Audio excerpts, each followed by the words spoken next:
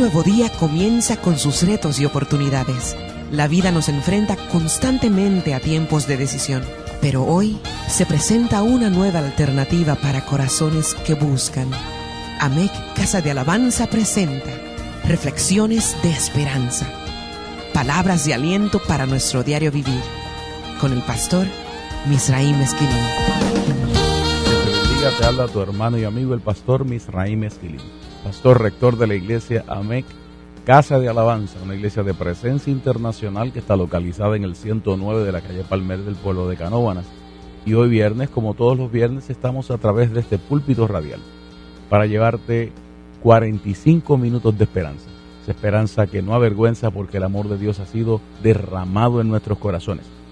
Y antes de entrar al programa de hoy, que es un programa especial donde queremos hablar del corazón del pueblo, yo quiero unirme a los esfuerzos de Tú y Yo Somos Redentor. Tú y Yo Somos Redentor. Yo creo que estos púlpitos radiales en este tiempo, más que en ningún otro, han probado la necesidad que nosotros tenemos como cristianos puertorriqueños de todos los sectores de nuestra expresión religiosa, de mantener púlpitos radiales abiertos, púlpitos televisivos abiertos, donde nuestras voces puedan ser escuchadas. Yo no sé si usted se ha dado cuenta de que tratar de ir al medio secular con las agendas que algunas personas y algunos grupos en particular tienen, está vedado para el grueso de los cristianos, tanto católicos como evangélicos.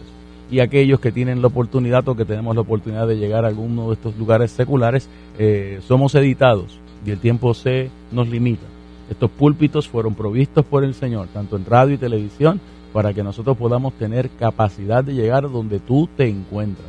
No solamente con la alabanza, el momento de oración, sino con la palabra profética correcta para el momento. Así que déjate sentir, hazte sentir. Llama al Redentor, llama al 751-1310. Llámalo y hazle saber que tú también quieres unirte a este esfuerzo de Tú y Yo Somos Puerto Rico. Hay cuentas en el Banco Santander, hay teléfonos a los que tú debes llamar, 751-1310, y decirle a la gente que te está contestando: yo también soy redentor, yo también quiero apoyar este esfuerzo. Este fin de semana es un fin de semana glorioso en nuestra iglesia. Nosotros estamos preparados para una celebración que tiene todos los visos de gloria. Y como parte de la experiencia de esta mañana, yo te voy a invitar a que tengas conmigo la oportunidad de mirar de cerca la poderosa palabra de Dios que nos va a invitar a celebrar. Hoy estaremos reflexionando desde este púlpito radial desde Jeremías 29 y sabemos que el Todopoderoso nos va a dar la oportunidad de conocer algunas cosas que el pueblo necesita saber. Pero antes de entrar en cancha, es importante que entiendas que hoy es un día de oración. Nuestras batallas más grandes son batallas espirituales. Los cielos están tratando de entenebrecer la vida y la historia de este país. Ennegrecer el futuro de esta isla es parte de la agenda del enemigo. Pero la luz resplandece en medio de las tinieblas. Ayer declaramos que era día de ayuno nacional, hoy seguimos en oración y ayuno. Hay una batalla fuerte que se está dando en este mismo instante y a mediodía deben entrar los representantes de la Cámara a considerar lo que es parte del centro de nuestra batalla. La crisis está llegando a los corazones de mucha gente que no conoce al Señor, porque cuando el Señor se manifiesta, los fundamentos que no son del cielo se sacuden. Los fundamentos que no son del cielo se sacuden. Y por eso usted va a ver manifestaciones y explosiones de coraje y gritos y faltas de respeto. La iglesia mantiene su calma. La iglesia ha sido llamada a mantener su paciencia. En vuestra paciencia poseeréis vuestras almas. Cristo lo dijo así y nos dijo a nosotros más, que en el momento en que llegara esta hora, el Espíritu Santo iba a provocar en nuestros corazones y en nuestras mentes que era lo que había que responder. Es importante que entendamos que la iglesia practica y vive en el fruto del Espíritu. Y aquellos desordenan, nosotros ordenamos. Aquellos gritan, nosotros alabamos. Aquellos se manifiestan violentos, nosotros somos hombres y mujeres de paz, de tranquilidad, de concordia, porque a paz nos ha llamado el Señor. Y si usted se le pierde un poquito esa ruta, recuerde lo que dice el salmista en el Salmo 85. Escucharé lo que hablará Jehová Dios al pueblo, porque hablará paz para que no se vuelvan a la locura. Como parte de mi alocución de esta mañana, habrán unas palabras de reconocimiento a unos valientes allá en la Cámara de Representantes. Gente como Roberto Rivera, Brenda López, Nardén Jaime, Víctor Vasallo, Lidia Pérez. gente como Tatito, gente como Luis Raúl Torres, gigantes que se han parado frente a la brecha y le han dicho al país: nosotros somos hombres y mujeres de principios y no queremos mezclar lo santo con lo profano. Queremos reconocer también dentro de ese proceso a una María Milagro Charbonnier, que ha sabido ser una voz de conciliación y traer la presencia del Señor en todas estas discusiones. Usted va a escuchar un poquito acerca de esto en esta reflexión. Y en adición a esto, la presencia y participación del señor alcalde de Trujillo Alto, un popular del corazón del rollo que le ha dicho al país que sus fundamentos no son negociables. Y ha dejado de ser un alcalde de ciudad para convertirse en una figura de país. Ha dejado de ser el alcalde de la ciudad de Trujillo Alto para convertirse en una de esas voces que el pueblo quiere escuchar, porque invitando al diálogo, invitando al análisis profundo, invitando a que la gente pueda trabajar en los procesos de conciliación, se ha convertido en una fuente poderosa y debemos orar mucho por este hombre de Dios, a quien yo me honro de haber sido su maestro, uno de sus maestros en un programa de teología hace 20 años atrás. Este señor no se convirtió ayer. Su esposa y él no tienen una experiencia con Dios de hace 2 días. Son cristianos con convicciones profundas y en el caminar es que usted conoce a la gente. Y en el caminar en esta ruta de bendición y de gracia que Dios nos ha propuesto, lo hemos visto exhibir las marcas del Evangelio. 751-6318, esa es la línea de esperanza. 751-6318. Llámame con tiempo para orar contigo, orar por ti, orar por los tuyos. Reflexiones de esperanza. Continuamos.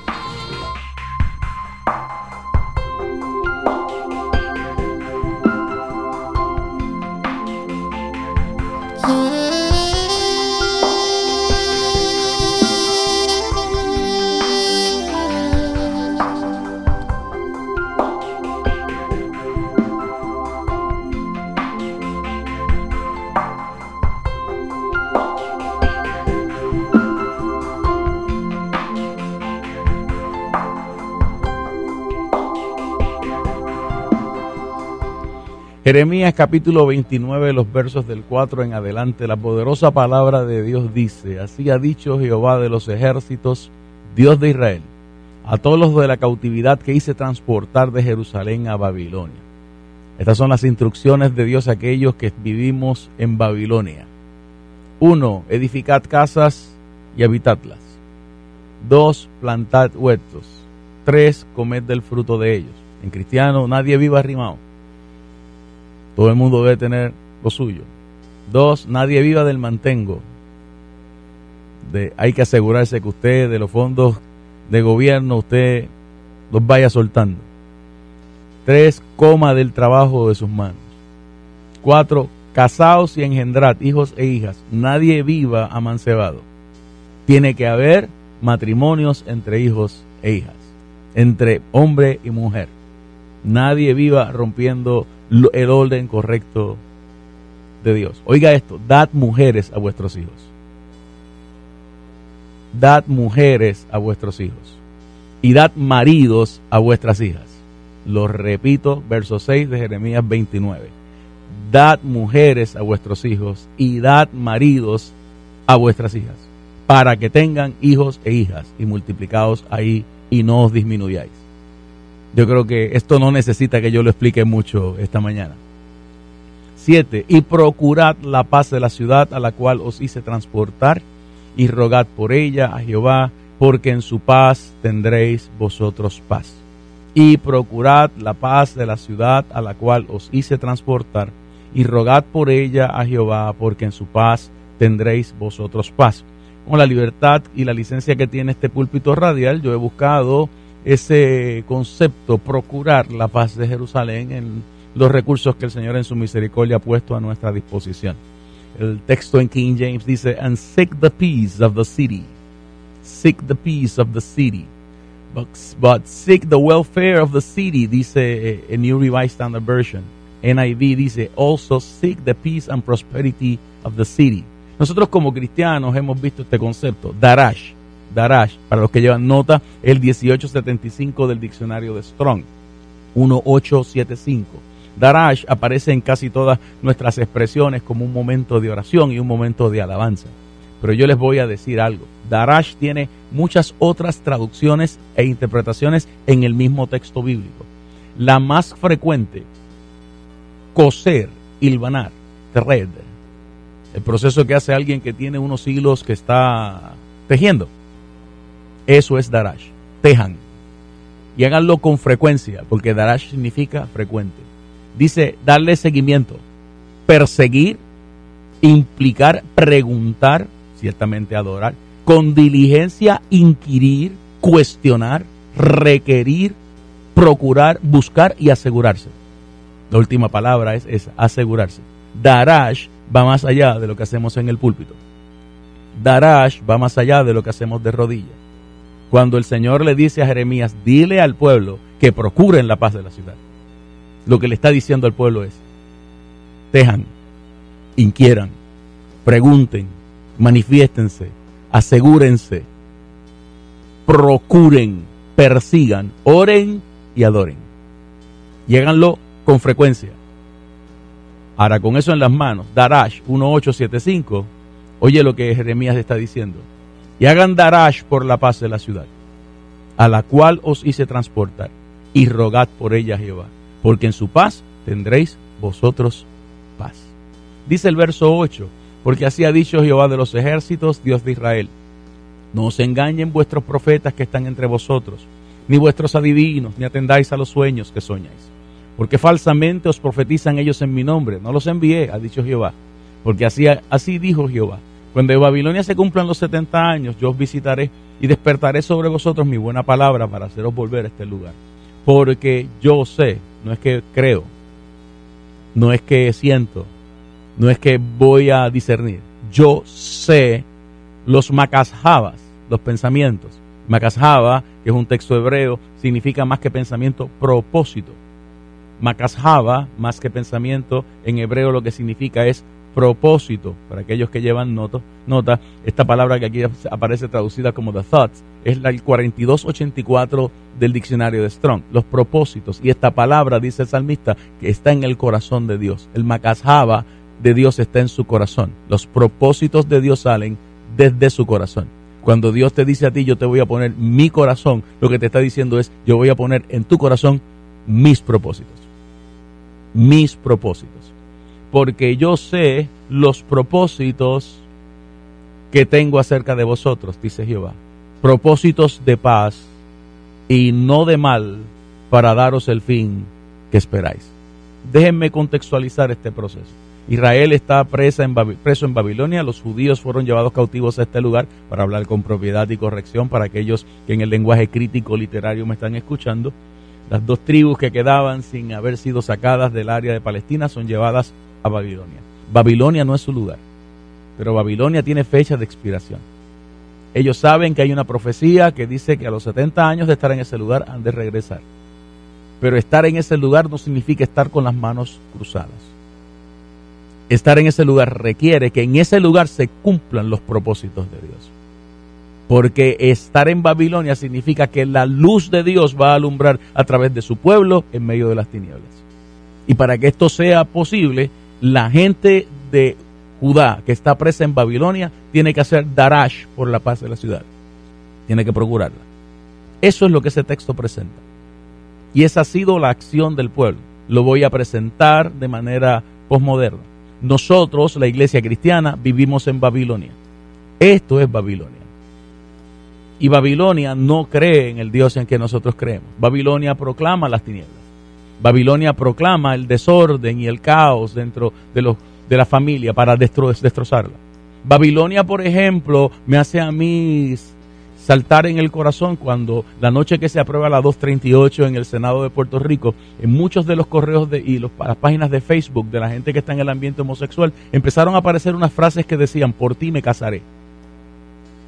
Por ti me casaré. A los muchachos y a las muchachas eso se les zafó en las páginas, pero a Dios no se les zafó, porque Dios quería que nosotros pudiéramos ver las intenciones que había detrás de este proyecto. Este proyecto, tal y como apareció en la carretera, para nosotros era un engendro satánico. Y quiero decirlo con propiedad y con capacidad racional e intelectual. Porque un proyecto que solo debe ser dedicado a trabajar con el discrimen en el área de empleo, que debe ser trabajado y dedicado a trabajar con el discrimen en el área de empleo, trabajaba con cualquier cosa menos con esto. De hecho, es la opinión del secretario de Justicia de este país. El señor secretario de Justicia de este país se lo hizo saber así a los senadores cuando se estaba trabajando con este proyecto. Es un hombre que se para frente a los senados y le dice, yo creo y debo presentarlo tal y como lo escribió. Página 11 de su ponencia.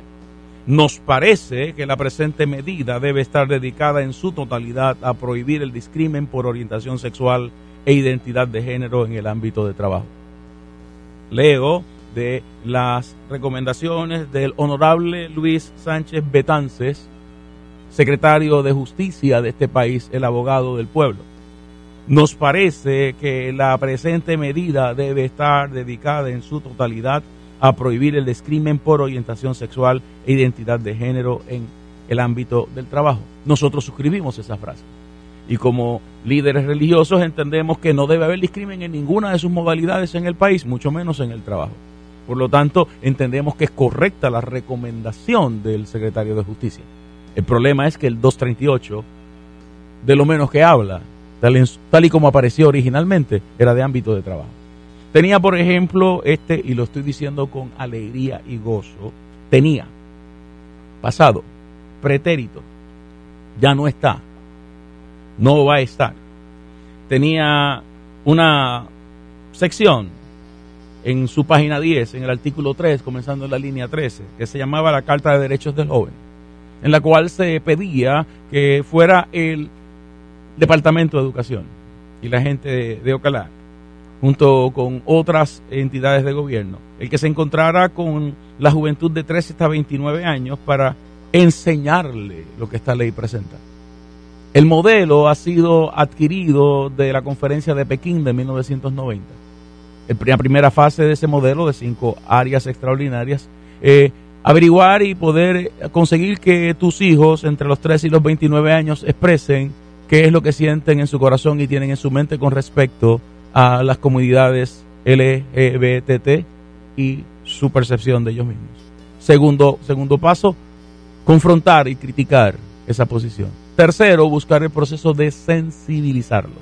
En cristiano, como está sucediendo en Suecia, en Holanda y en algunos lugares, en otros lugares de Europa, su niñita de 5 años que va a kindergarten, la maestra por este programa le pediría a la niña que mañana viniera vestida de varón y a su varoncito vestido de nena, para sensibilizarlo, para tener la oportunidad de que pudiera sentir cómo siente un varón o cómo siente una mujer.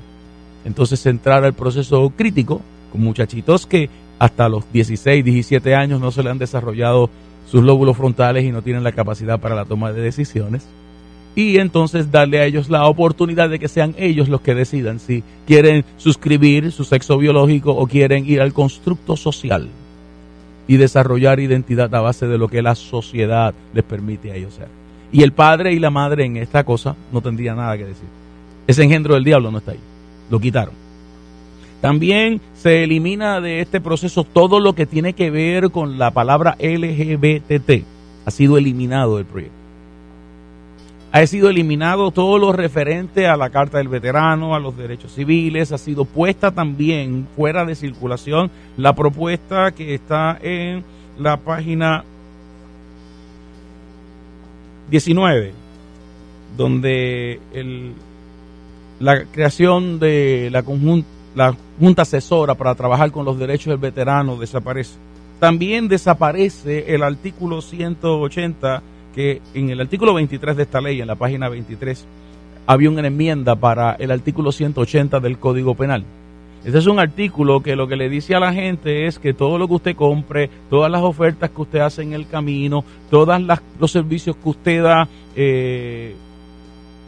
están amarrados a esta ley. O sea que si yo fuese a vender un apartamento, a comprar una casa, a vender una casa o alquilar una propiedad, y por alguna razón yo entiendo que esa persona con quien yo estoy haciendo la transacción no es correcta para mí.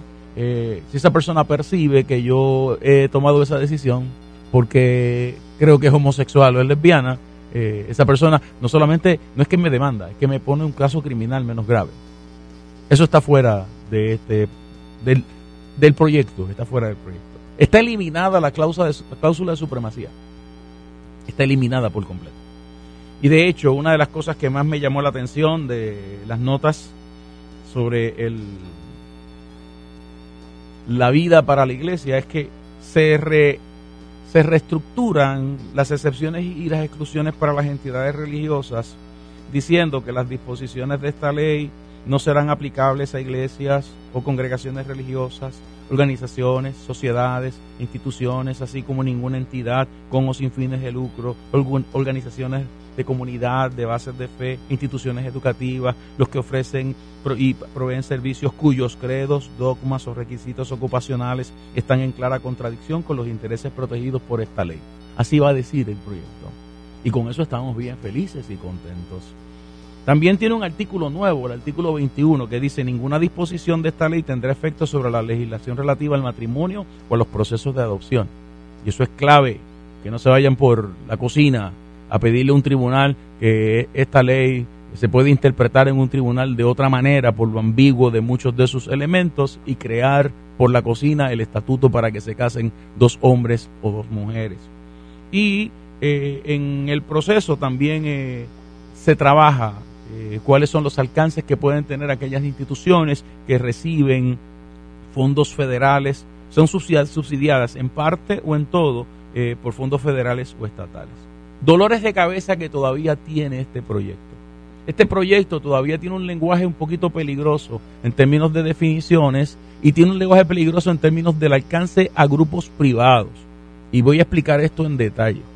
Yo soy cristiano y tengo un negocio de cafetería. Soy cristiano. Tengo una tienda de vender tornillos. Soy cristiano. Tengo una tienda de zapatos. Como parte de mi experiencia cristiana, yo quiero conducir mi negocio de manera secular, pero con mis principios cristianos. Y de buenas a primera, en el front desk de mi negocio, yo tengo a José Pérez, que tiene el deseo de venir mañana vestido de Josefa Pérez, porque se percibió a sí mismo como mujer ese día. Eso no solamente atenta contra, yo entiendo que atente contra mi negocio, sino que atente contra mis principios. Yo decido que José Pérez no puede trabajar como Josefa Pérez en ese front desk. Yo tengo un problema con esta ley todavía. Eso es lo que está en el negocio en este instante. Porque nosotros tenemos que abrir los ojos y darnos cuenta de que más del 87% de la población de este país somos cristianos prácticos. Esa es una realidad que la democracia no puede obviar. Este proyecto discrimina contra esos 2 millones y tantos de cristianos que hay en este país. Por otro lado, es importante que entendamos que si no se puede admitir el discrimen contra ninguno de estos grupos por su orientación sexual, tampoco se puede admitir el discrimen por nuestra orientación religiosa. Porque pondría desde esa perspectiva, en estos casos y en otros que yo puedo esgrimir desde este púlpito, pondría los derechos de estos hombres y de estas mujeres a desarrollar sus negocios bajo los criterios sociales que ellos practican, a tener menos derechos civiles y constitucionales que el grupo que esta ley protege. Es importante esto que estoy diciendo. Ahora, dentro de este proceso, gente, hay unos gigantes que se han crecido. Gente que se ha parado en la brecha. Gente que ha hecho lo indecible y miren, la presión que han aguantado, usted la conoce. Tener no solamente la presencia del señor gobernador en el Capitolio en la mañana y a la 1 de la mañana, buscando la manera de convencer a su equipo de trabajo a que puedan aprobar lo que a todas luces no es lo que la plataforma del Partido Popular había presentado. Porque la plataforma del Partido Popular, y estoy diciendo esto por voz de los mismos líderes populares que lo han expresado así, la plataforma del Partido Popular procura que se trabaje una ley en la que se evite el discrimen en el área de trabajo. Y esto que se está presentando no es lo que la plataforma presenta. Gente que se ha parado frente también al gobernador y le ha dicho: nosotros somos hombres y mujeres de principio y no claudicamos frente a ninguna presión. El vicepresidente de la Cámara, don Roberto Rivera Ruiz, de Porras. La señora Brenda López de Arradas. El representante Nardén Jaime. Luis Raúl Torres. Javier Aponte Dalmau. César Hernández. Víctor Vasallos. Carlos Vargas. Lidia Méndez. Gente que se ha parado en la brecha y ha dicho: los valores están por encima de los colores. En la delegación Nuevo Progresista en bloque, con una sola excepción que yo no voy a mencionar. Gente que se ha parado frente a la brecha y han abierto los ojos y nos han dicho: nosotros creemos que el respeto a la vida, a la dignidad y a la familia está por encima de los colores. Quiero destacar dentro de ese grupo a Johnny Méndez, a María Milagros Charbonier, que se ha convertido en una gigante en este proceso y en un elemento de conciliación, buscando diálogo y haciéndole saber a todas las partes que lo que se está procurando es que haya el ambiente y haya el correcto proceso de ley, de discusión y de análisis, porque un elemento y un evento que ha polarizado tanto al país no debe ser manejado a la trágala, sin prudencia y sin mesura. Esas son palabras que salen de sus labios y yo las estoy avalando. ¿Por qué tanta prisa en un proceso que es tan significativo y tan importante para el país? Ahora, importante para nosotros también, y me perdonan la repetición de ese concepto y la cacofonía, es que esta no es la primera vez que la iglesia está de cara a este tipo de presión. Los gigantes que están sobre la faz de la tierra de muchas maneras han sido identificados por los grandes profetas de todos los tiempos. Hace poco se tiró el doctor Rick Warren a identificar 7 de ellos y decía: la iglesia del Señor tiene que prepararse para lidiar contra estos 7 gigantes.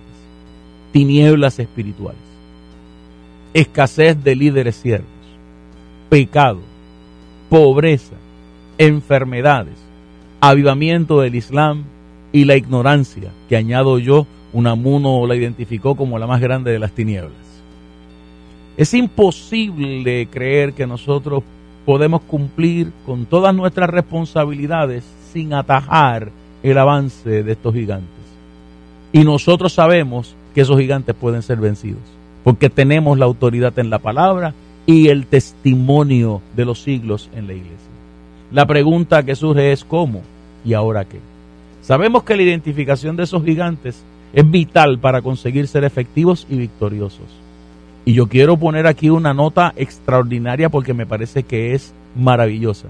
De toda esta refriega, nosotros ya tenemos testimonios poderosos que trascienden a esta historia.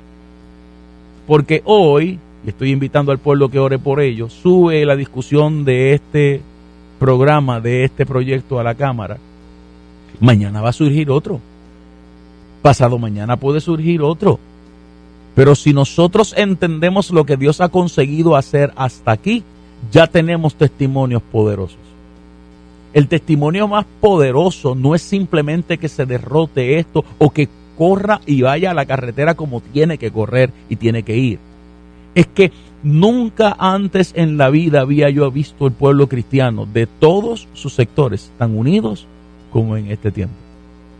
Para pelear contra estos gigantes, la unidad del pueblo de Dios es esencial. Y el diablo no supo jugar esa carta. El enemigo se tiró a la carretera pensando que podía fragmentarnos, y lo que ha conseguido es un elemento de unidad del pueblo de Dios como nunca antes lo habíamos visto, y la gloria es del Señor.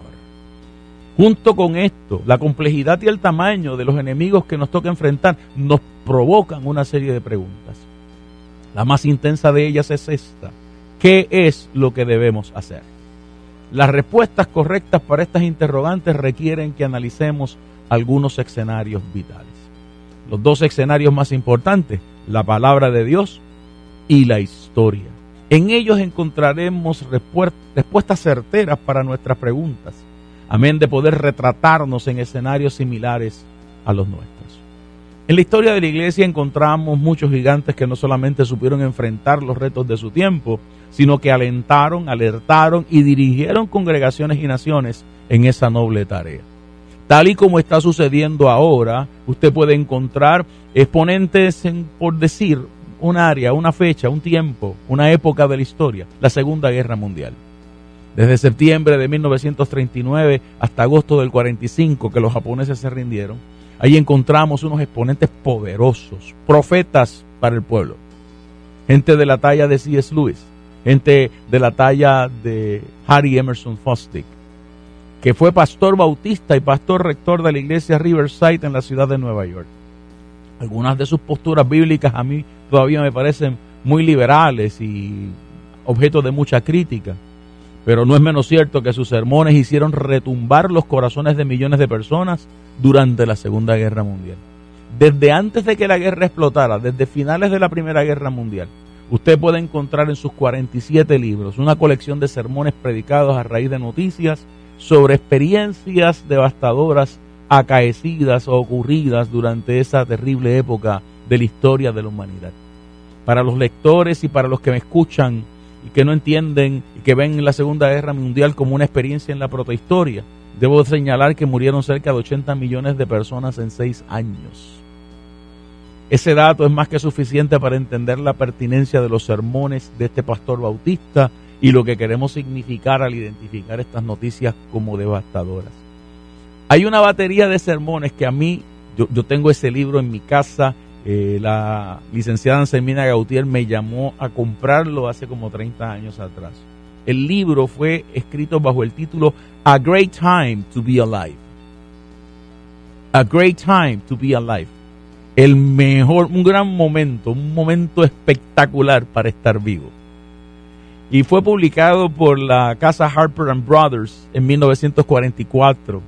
Dentro de esa colección hay un sermón titulado Decisive Battles Behind Closed Doors, batallas decisivas que se pelean detrás de las puertas cerradas. ¿Le suena familiar? ¿Le suena adecuado para este tiempo? En ese sermón, Fosdick comienza confrontando a la congregación con la bendición de poder leer la palabra de Dios y encontrarse con escenarios y personajes con los que uno se puede relacionar con facilidad. Con esa introducción, el pastor Fosdick presenta un personaje bíblico llamado Jeremías. Amén de presentar uno de sus gritos proféticos, Jeremías 8:15. Esperamos paz y no hubo bien, día de curación y aquí turbación. ¿No le parece que somos nosotros los que nos encontramos constantemente diciendo esto? Puede ser este nuestro grito y a veces desalentarnos y desilusionarnos ante los gigantes mundiales que enfrentamos y ante la aparente posposición del cumplimiento de las promesas de Dios. Fosdick apunta a que Jeremías era un idealista llamado como profeta en su juventud temprana y que se ve obligado a chocar con su tiempo. Cuando usted analiza lo que Fosdick plantea, uno se da cuenta de que Jeremías lucha contra 4 tipos de amenazas. La primera, la amenaza que siente al ver un pueblo desmoralizado, en pecado, entregado a la idolatría, al frenesí, de espaldas a Dios y en medio de la violencia. La segunda, la amenaza que surge de un liderato que él pensaba que era incapaz de leer las señales de los tiempos, por estar envueltos en su ambiente religioso y estar comprometidos con conductas que no necesariamente agradaban a Dios. La tercera, una amenaza internacional. Faraón Necao, Nabuzaradán y Nabucodonosor a punto de destruir la nación. 3 grandes poderes políticos externos amenazando al pueblo de Dios y llevarlo cautivo a Babilonia. La cuarta, la más severa, la amenaza de una batalla en el interior del profeta por el cuadro antes descrito. ¿No le suenan familia? ¿No les parece que esas son las mismas 4 amenazas Usted se levanta en la mañana, ve un tiroteo en Bayamón y se pregunta, ¿dónde está Dios en este país? Y ve la muerte por todas partes y usted se pregunta, ¿nos habrá dejado solos? ¿Qué capacidad tengo yo para meterle mano a esto que parece que se nos ha ido de las manos?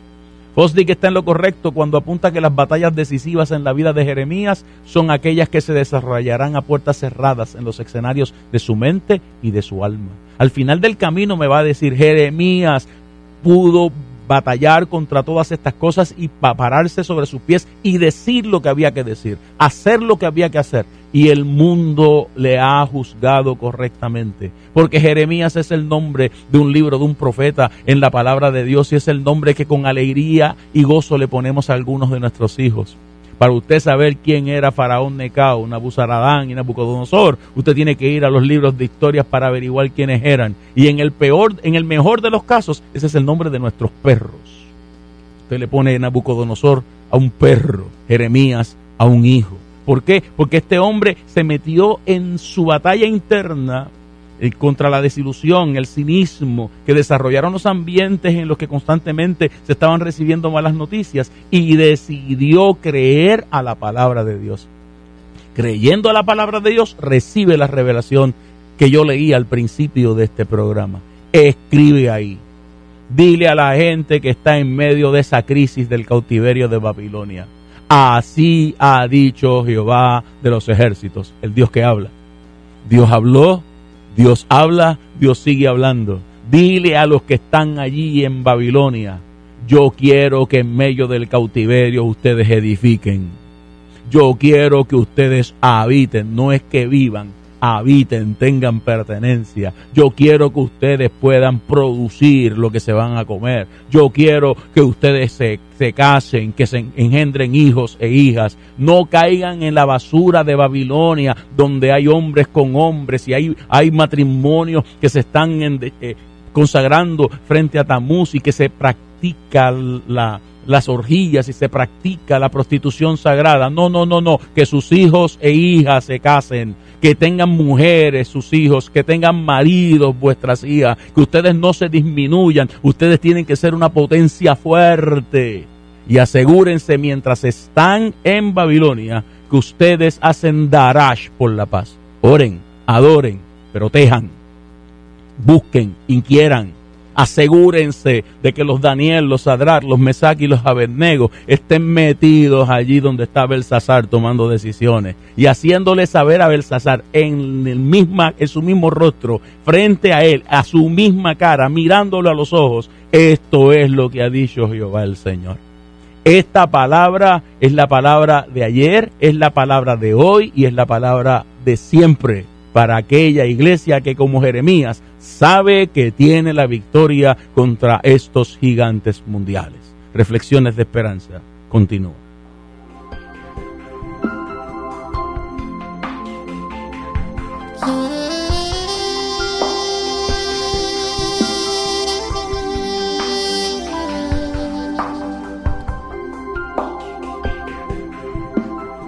Ha llegado el momento de orar. Dios de la vida, Dios de la gracia, Dios del poder, hoy este pueblo sigue de rodillas delante de tu presencia. Solo ante ti nos postramos. Estamos de pie frente a la legislatura, estamos de pie frente al ejecutivo, estamos de pie frente a las tinieblas, de rodillas solo delante de ti, esperando y creyendo que para este tiempo has separado un testimonio poderoso de tu gloria y de tu honor sobre este pueblo. Que tu luz resplandezca hoy en medio de las tinieblas. Que tu bendición esté sobre el ejército de fieles que está en medio de la batalla. Que tu gracia y tu sabiduría, tu fortaleza sobre aquellos que se han parado en la brecha y han asumido posiciones a un costo muy alto.